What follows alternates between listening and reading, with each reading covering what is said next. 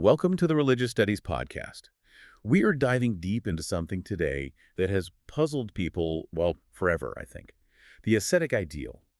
Why would anybody choose to, deny themselves things and live a life of hardship? It kind of goes against, all our natural instincts. It is a fascinating paradox. You're right. To get to the bottom of it, we're going to be looking at Friedrich Nietzsche's essay, What is the Meaning of Ascetic Ideals? Yes. Before we get started, though, a quick note. This deep dive is AI-generated, like all of our episodes, but it's all fact-checked by our expert, Bastian Friborg, so you can be sure we're bringing you accurate and insightful information. Yes, absolutely. Accuracy is really important, especially when we're dealing with these, difficult philosophical ideas. Okay, so Nietzsche was pretty skeptical about traditional morality. He didn't just accept things at face value, right? He wanted to, understand the underlying motivations, even for actions that seem selfless. What was he getting at when he wrote about the ascetic ideal? Well, one of his most provocative points is that the ascetic ideal isn't really driven by a love of virtue, like you might think at first. Instead, he saw it as a kind of a will to nothingness. He called it a symptom of decadence. Will to nothingness.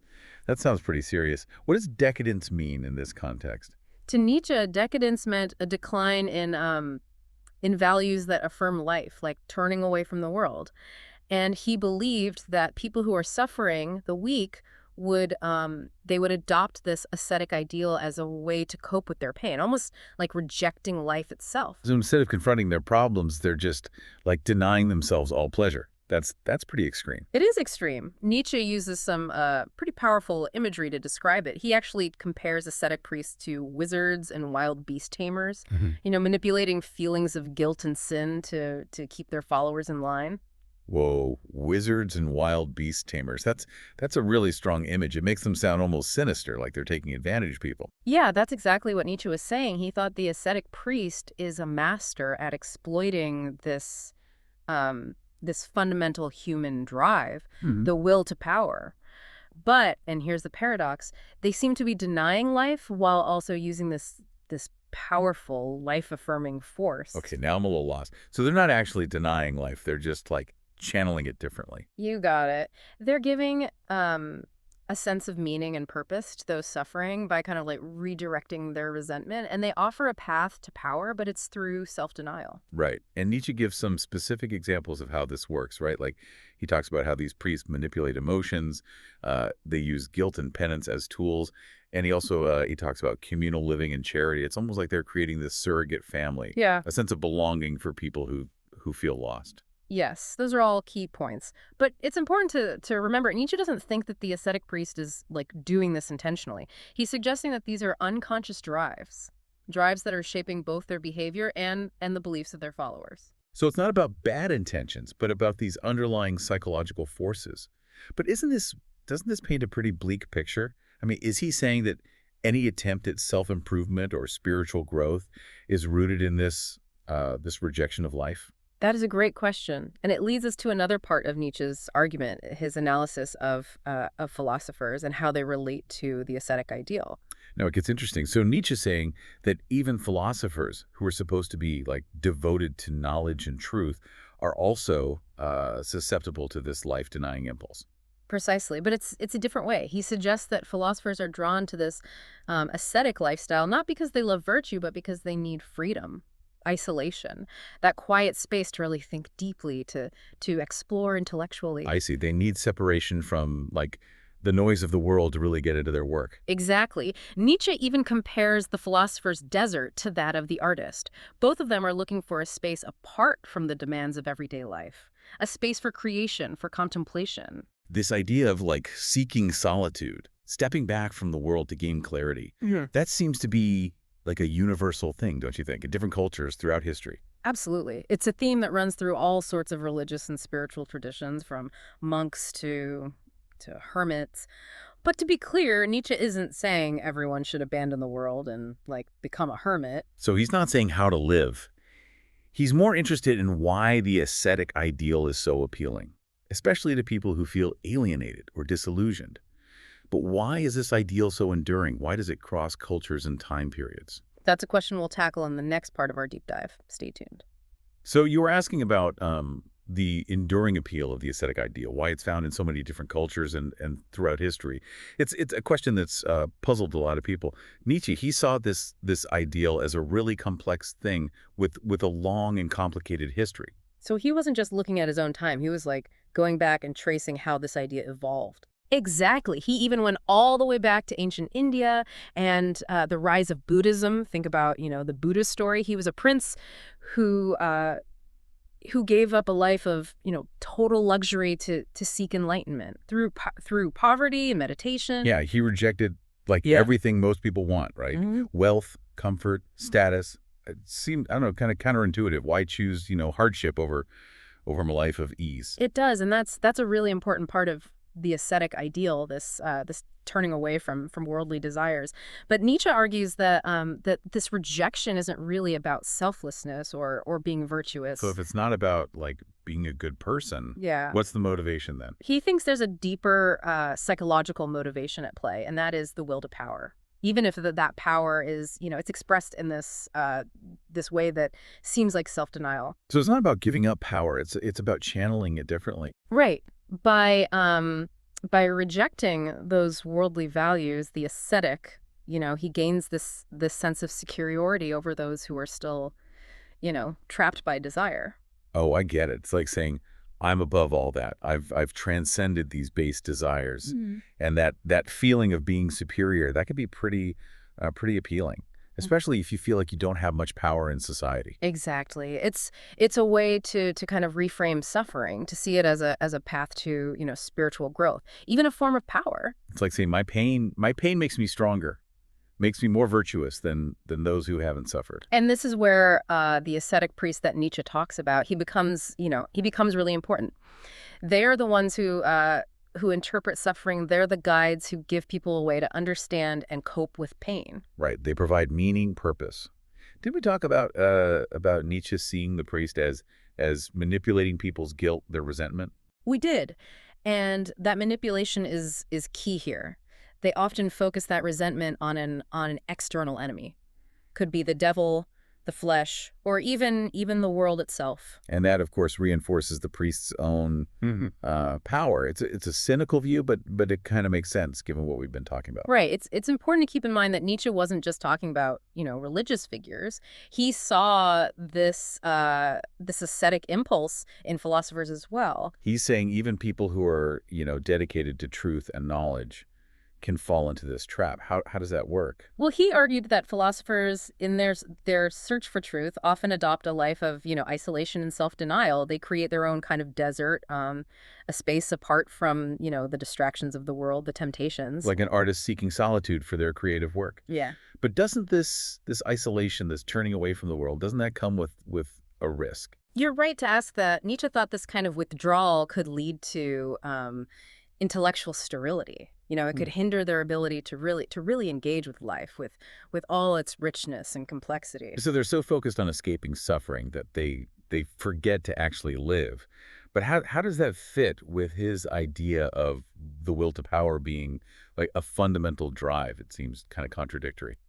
You've hit on something there. It's an astute observation, and that's where things get even more interesting. Nietzsche argued that that even when you're rejecting those worldly desires, the ascetic is still expressing this will to power, but it's in a sublimated form, transfigured. So it's not about getting rid of the will to power. It's about understanding how it shows up in different ways. Exactly, and for Nietzsche, that understanding, that's the key to overcoming the limitations of the ascetic ideal. So how do we move past it? Is there a clear alternative? That's the big question, and honestly, it's not one that Nietzsche really answers directly. He was more concerned with diagnosing the problem than actually prescribing a solution. So he identified the problem, but no concrete solution. That's kind of frustrating. It can be, yeah, but it's also liberating in a way. Instead of giving us like a set of rules, he gives us a new way of seeing things, a new way to think about life and what's valuable. And that's what we'll explore in the final part of our deep dive. Okay, so we've really spent a lot of time, unpacking Nietzsche's critique of the ascetic ideal. But I guess I'm still left wondering, like, where do we go from here? What did he see as the alternative? That's the million-dollar question, isn't it? And like I said before, Nietzsche, he doesn't really give a clear-cut solution. He was more of a provocateur. He wanted us to think differently rather than just, giving us a step-by-step plan. So he's identifying the problem, but no real answer. I can see how that could be, frustrating for some people. It can be, yeah. But it can also be liberating. Instead of, a bunch of rules, he gives us a new perspective, a new way to think about life, about what's actually valuable. Okay, I like that. So what does this new perspective look like? It means really reevaluating our values, rejecting that old way of thinking about good and evil, and embracing the complexity of life, the contradictions. So instead of trying to like categorize everything neatly, we need to just accept the mess. How do we even like start to do that? It starts with saying yes to life, to all of it, even the parts that are difficult or unpleasant or even painful. It's about accepting everything, the ups and downs, the good and the bad, the joy and the suffering. That's a lot. Easier said than done, don't you think? Oh, absolutely. And Nietzsche, he knew that this wasn't an easy path, but he truly believed that embracing life fully, that's how we achieve greatness. And this is where this idea, the Übermensch, comes in, right? Yeah. The overman, the Yeah. person who like goes beyond traditional morality and Yeah. creates their own values. Exactly. The Übermensch isn't, a specific person or a set of instructions. It's more of an ideal, an image of what humans could be, what we should, strive for.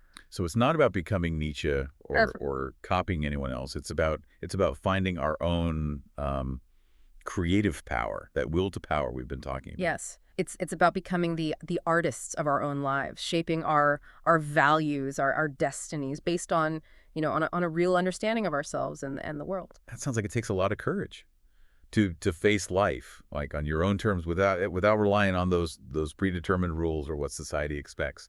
You got it. It's about embracing that freedom and the responsibility that comes with knowing, that we are the ones creating our own meaning.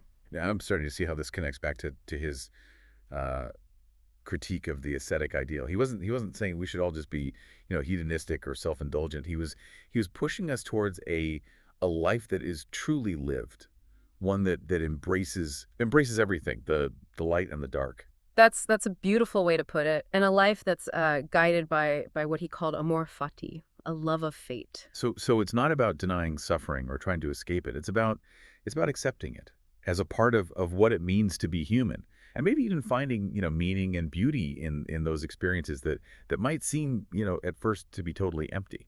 It's a profound idea and challenging, but also incredibly, incredibly empowering. It frees us from the limits of a morality that's already been decided for us. It lets us create our own values based on a deeper understanding of what it means to be alive. But doesn't that, raise some questions? Like if everyone is making up their own values, I mean, wouldn't that lead to chaos?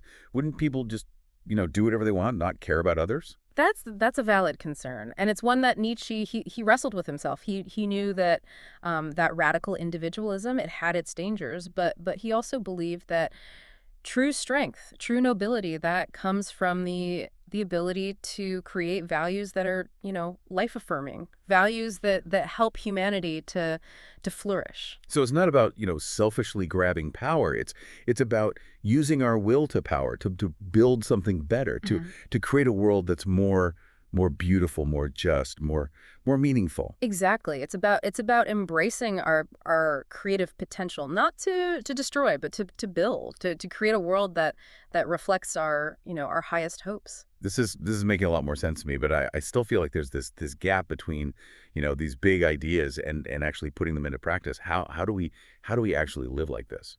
There's the challenge. There's no easy answer. No formula for living a Nietzschean life.